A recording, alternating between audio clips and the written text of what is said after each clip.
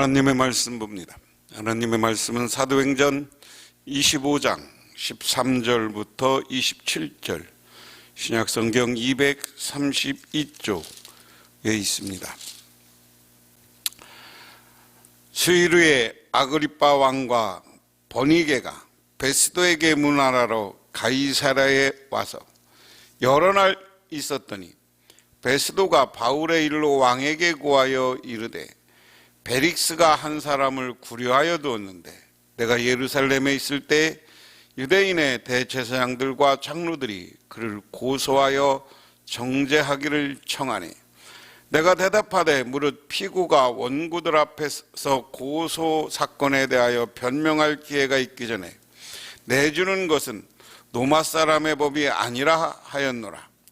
그러므로 그들이 나와 함께 여기 오매 내가 지체하지 아니하고 이튿날 재판자리에 앉아 명하여 그 사람을 데려왔으나 원고들이 서서 내게 짐작하던 것 같은 악행의 혐의는 하나도 제시하지 아니하고 오직 자기들의 종교와 또는 예수라 하는 이가 죽은 것을 살아있다고 바울이 주장하는 그 일에 관한 문제로 고발하는 것뿐이라.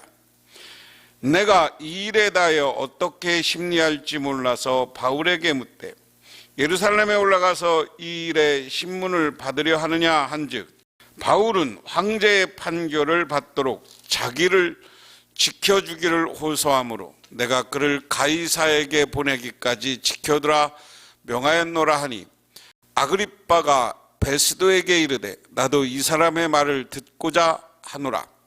베스도가 이르되 내일 들으시리이다 하더라. 이튿날 아그리빠와 버니게가 크게 위험을 갖추고 와서 천부장들과 시중에 높은 사람들과 함께 접견 장소에 들어오고 베스도의 명으로 바울을 데려오니 베스도가 말하되 아그리빠 왕과 여기 같이 있는 여러분이여 당신들이 보는 이 사람이 유대의 모든 무리가 크게 애치되 살려두지 못할 사람이라고 하여 예루살렘에서와 여기서도 내게 청원하였으나 내가 살피건대 죽일죄를 범한 일이 없더이다. 그러나 그가 황제에게 상소한 고로 보내기로 결정하였나이다. 그에 대하여 황제께 확실한 사실을 아릴 것이 없으므로 심리한 후 상소할 자료가 있을까 하여 당신들 앞 특히 아그리빠 왕 당신 앞에 그를 내세웠나이다. 그 제목도 밝히지 아니하고 제수를 보내는 것이 무리한 일인 줄 아나이다 하였더라. 지난 시간에 베스도가 예루살렘에 올라갔다가 바울에 대한 이야기를 듣고 가이사랴에 내려오자마자 바울을 재판합니다. 그러나 유대인들과 유대인 산에 들린 유대인 지도자들이 바울을 고발하고 바울을 죽일 것을 이야기하지만 증거가 없었다. 그래서 바울을 예루살렘으로 내려보내려고 하지만 바울은 아니 나는 가이사 황제에게 가서 재판을 받겠다 하면서 황제에게 상소했다 하는 이야기까지가 지난 시간 이야기였습니다. 근데 오늘 이야기는 새로운 국면인데요. 베스도가 새로운 사람을 만납니다. 그런데 오늘 13절에 그렇게 기록되어 있어요. 수일 후에 아그리빠 왕과 버니게가 베스도에게 문안하러 가이사랴에 와서 그랬습니다. 여기 유대인 왕 아그리빠 2세가 베스도의 부임을 축하하기 위해 방문합니다. 이때 베스도는 바울 사건을 아그리빠 왕에게 이야기합니다. 이 이야기는 예상과 다르게 자세하다. 그래서 마치 예루살렘 방문 가이사랴의 재판이 본 이야기의 서막처럼 보입니다.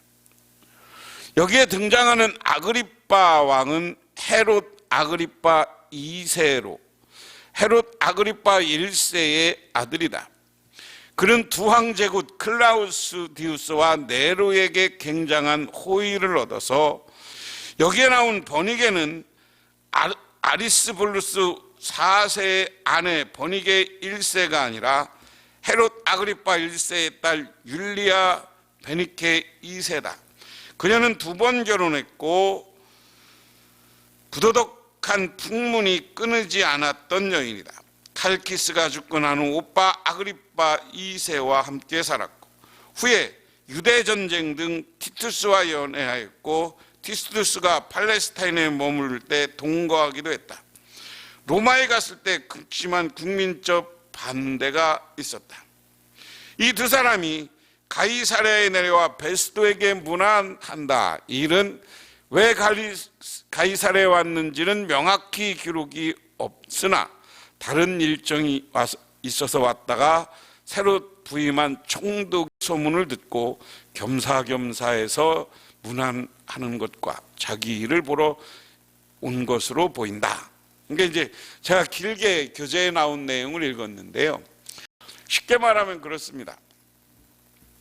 여기 아그리파 왕은 유대 지역을 다스리는데 예수님이 태어날 때는 헤롯 대왕, 이 할아버지예요. 그리고 그 다음에 예수님을 죽일 때는 이 아그리파 1세가 있는 거고요. 그 다음에 이제 바울을 여기 이 시점에서 예수님이 돌아가시고 이거 한 10여 년, 20여 년 지났으니까 그 아들이 이 예루살렘 유대 지역과 팔레스타인 지역을 나눈 분봉왕 이렇게 이야기합니다. 분봉왕이었다. 그래서 재미있는 것은 이 헤롯 가문은 유대인 가문이 아닌데요. 로마가 지배하면서 팔레스타인 지금 이 이스라엘 주변 여러 나라들을 이 사람들이 나누어 다스렸어요. 이걸 분봉왕이라고 하고요. 그 위에 저 로마에서 이 사람들이 자치적으로 다스리게 하고 그 위에 로마의 총독이 있어서 이런 사람들을 전부 이렇게 통솔하게 하고 중요한 행정과 중요한 재판을 관여하는 겁니다.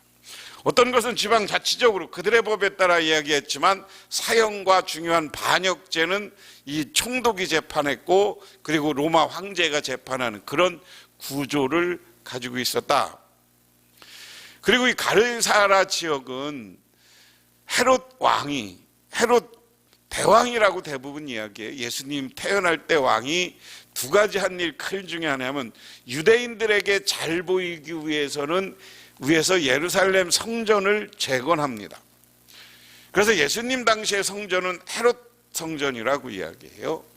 그리고 로마에 잘 보이기 위해서는 헤롯과 이 헤롯 아들들이 이 가이사라라는 거대한 로마 시민과 로마 총독이 머물 수 있는 도시를 건설했어요. 이건 로마 형식으로 건설했어요.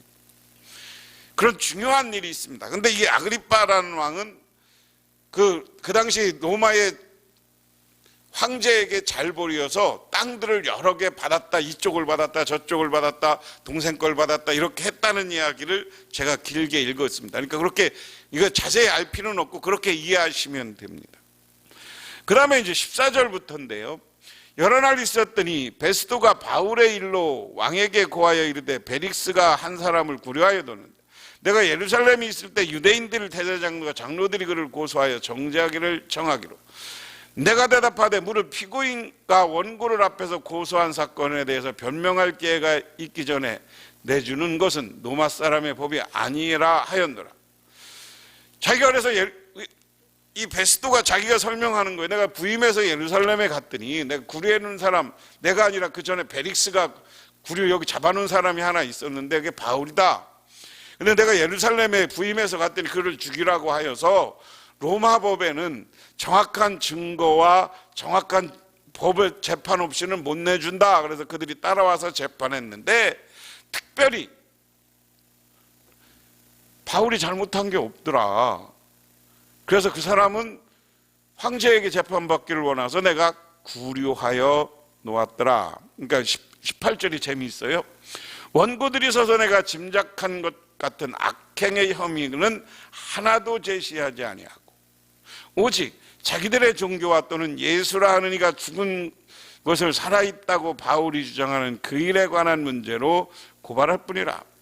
오늘 이 베스도라는 총독은 무슨 죽이라고 하니까 무엇을 상상했겠느냐.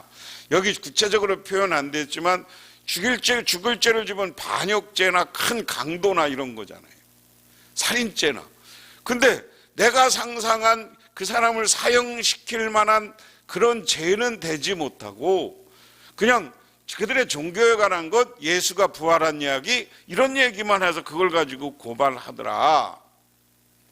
이것뿐이라 내가 그를 어떻게 할 수가 없어서 가이사르에게 보내려고 한다. 그러니까 20절에 내가 이 일에 대해 어떻게 심리한지 몰라서 바울에게 묻되 예루살렘에 올라가서 이 일을 신문받으려 한즉 그래서 너 예루살렘에 가서 재판받으려 하니까 나 그럴 수 없다. 황제에게 가겠다. 그래서 여기 해놨다. 그러고 나니까 22절에 아그리빠가 베스도에게 나도 이 사람의 말을 듣고자 하노라. 베스도는 이르되 내일 들으시라 하더라.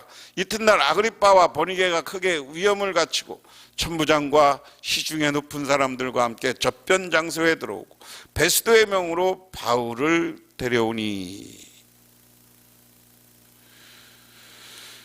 그러니까 이 유대 지역을 관할하는 이 아그리빠 왕이, 이게 헤롯 아그리빠라고 그랬어요. 헤롯의 손자.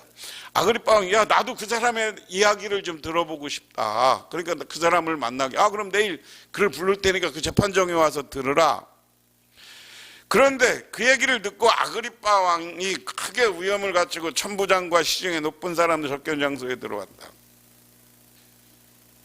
우리가 역사를 보다가 저도 깜짝 놀란 게 있는데요. 프랑스의 루이 16세가 키가 작고 아주 깡말라 있습니다. 그런데 그 키가 작은 것을 커버하기 위해서 루이 16세는 옷을 큰 걸 입어요. 치마 같은 걸 입어요. 그리고 자기가 키가 작으니 이걸 커버하기 위해서 오늘날 하이힐을 신습니다. 하이힐이 원래 여자들이 먼저 신은 게 아니라 이 프랑스 남자들이 자기 키를 높이게 위험을 보이게 해서 신었던 거더라고요. 거기 보니까 하이힐 정도가 아니에요. 사다리 같은데 위에 서 있어요. 아주 깡말란데 이걸 커버하기 위해서. 그리고 머리도 대머리인데 머리를 쫙 가발을 하고 사람들 공식적인 석상에서는 늘 나타납니다. 우리나라도 어느 나라도 왕이나 이런 사람들 고관대작이 올 때 옷을 화려하게 입고 오잖아요.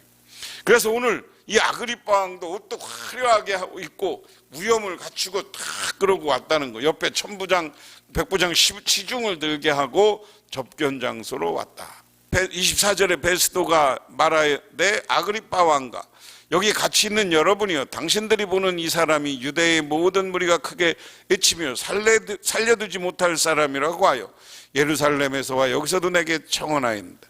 내가 살피건대 죽을 죄를 범한 일이 없더이다. 그러나 그가 황제에게 상소한 고로 보내기를 결정하였나이다.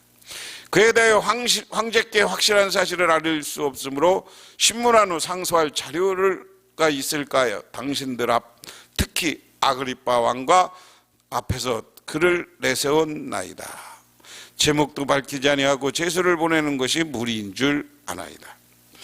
오늘 여기 본문까지 보면 이제 바울의 입장은 내일 다음 26장부터 나오고요. 오늘은 그 분위기, 누가가 이 장면을 왜 구체적으로 이렇게 묘사를 했을까? 우리 상반되게 생각해 보면 됩니다. 오늘 바울이 여기 법정에 왔는데 법정에 온 사람들은 권위와 위엄을 가지고 어떻게 보면 상대방을 압도하려는 모습으로 왔어요. 오늘 사도 바울은 여전히 복음 전하는 것 때문에 오늘 갇혀있는 상태고 감시받는 상태고 감옥에 있는 거예요. 오늘 이야기를 보면서 우리가 생각해 볼 거 있습니다. 오늘 핍박도 하나님의 뜻이다. 하나님의 뜻이라. 오늘 사도 바울이 왜 아그리빠 왕을 만나게 하나님이 했을까? 이것도 섭니다. 그런데 사도 바울이 예수님 때문에 고소당했는데 세상은 힘의 논리, 그러니까 유대인들과 그 당시 많은 이스라엘 사람들, 유대 지도자들이 힘의 논리를 가지고 사도 바울을 고발하는 거예요. 근데 오늘 여기서 보면 이 아그리빠 왕이나 이런 사람이 화려하게 위엄을 갖췄다. 사도 바울 앞에. 세상은 이렇게 권위와 힘을 가지고 움직이는 겁니다. 그 논리에 따라 세상은 움직이게 돼요. 두 번째, 예수님 때문에 사도 바울은 고소당했습니다. 오늘 이 사람들이 계속해서 자기들끼리 대화하는 가운데 사도 바울은 죽일 죄가 없다. 그런데 왜 유대인들이 고발했느냐? 예수가 죽었다 살았다고 한다. 죽은 사람을 살았다고 한다. 그것이 자기들도 이해가 안 가는 거예요. 그것 때문에 예수를 부활을 증거하다가 이런 일인 거예요. 그런데 이런 핍박 중에서도 이런 사람을 만나게 하는 건 하나님의 뜻이 있다. 그럼 오늘 바울은 어떤 사람이었냐? 오늘 본문 속에서 바울은 어떤 사람이에요? 이방인과 다른 사람들이 보이기에 부활을 이야기하는 사람이었다. 예수라는 사람이 살아있다라고 얘기한다. 오늘 사도 바울은 어디 가나 부활을 이야기했습니다. 부활. 그 다음에 사도 바울에 대해서 오늘 뭐라고 증언합니까? 그는 다른 죄 없어. 종교적인 거 외에는 죽일 만한 죄가 없다. 이방 왕이나 오늘 베스도나 이 사람들이 보기에는 사도 바울은 흠없는 사람이야.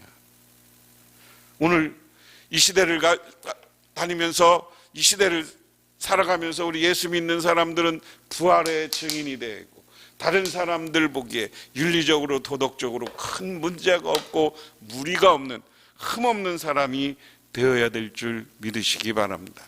그러면서도 우리에게 핍박과 고난이 와도 그 핍박과 고난을 기쁨으로 맞이할 수 있는 사람들이 되어야 된다. 오늘 교재에 문인수라는 분이 쓴 그리스도인의 착각 25 홍선사에서 나온 글에 이런 이야기가 간증이 있습니다. 2012년 런던 올림픽 유도에서 금메달을 딴 김재범 선수는 독실한 크리스찬이었다. 그는 훈련 기간 중 예배를 빠뜨리지 않았고 경기의 시작과 끝을 항상 기도로 했다. 런던 올림픽 당시 김재범 선수의 몸은 정상이 아니었다. 결승전 경기를 중계하던 해설자는 김재범 선수의 몸 상태가 반신불수라는 표현을 했다. 할 정도로 그렇게 건강이 안 좋았고 부상 중에 있었습니다. 올림픽에 출전한 것 자체가 기적이지만 금메달을 딴다면 그것이야말로 진짜 기적이라고 중계방송을 하는 아나운서가 이야기를 합니다. 상황이 그쯤 되면 나는 낙심하고 하나님을 많이 원망했을 것이다. 그리고 결국 포기했을 것이다. 이 몸으로 올림픽에 나가는 것은 말도 안 된다는 말이다. 하지만 김재범 선수의 믿음은 여기에서 빛났습니다. 그는 신체적 어려움을 극복했느냐는 질문에 이렇게 대답했습니다. 부상이 올 때마다 너무 좋았어요. 몸은 아픈데 마음도 사실 불편하긴 했죠. 그러면서 확신을 가진 것이에요. 내가 진짜 복을 받으려고 하는구나. 그리스도인이라면 대부분 기도를 합니다. 하지만 기도에 대한 응답을 기다리는 자세에서 믿음의 차이가 납니다. 내가 원하는 응답을 주시지 않더라도 하나님께서 원하는 응답을 주신다는 사실을 믿고 인내하며 기다릴 때 우리는 비로소 그에게 완전한 계획에 동참하게 된다 하는 겁니다. 몸이 아플 때마다 오히려 기뻤대. 고난 속에서 하나님이 이렇게 고난을 주는 것은 나에게 복을 주려고 하는 것이다 라는 선수의 고백. 오늘 우리는 핍박 속에서도 하나님의 뜻이 있음을 믿고 내 이 핍박은 나로 하여금 더 큰 일을 하게 하려는 하나님의 뜻이라는 믿음을 가지고 핍박을 기쁨으로 맞이하시는 저와 여러분 되기를 바랍니다. 그래서 예수를 부활을 증거하고 정말 어디 가서나 전도하는 것 때문에 핍박받으면 기뻐할 줄 아는 저와 여러분 되기를 바랍니다. 기도하겠습니다. 하나님 고맙습니다. 오늘도 하나님의 뜻을 따라 살아가기를 원합니다. 오늘 사도 바울은 핍박이었지만 그를 위협하고 그를 아주 세상의 힘의 논리로 핍박하지만 그 속에서도 사도 바울은 변함없이 예수의 부활을 증거하고 있음을 바라보며 우리도 어느 순간에도 예수를 알리고 증거하는 신앙인이 되게 하옵소서. 예수님의 이름 받들어 기도드리옵나이다. 아멘.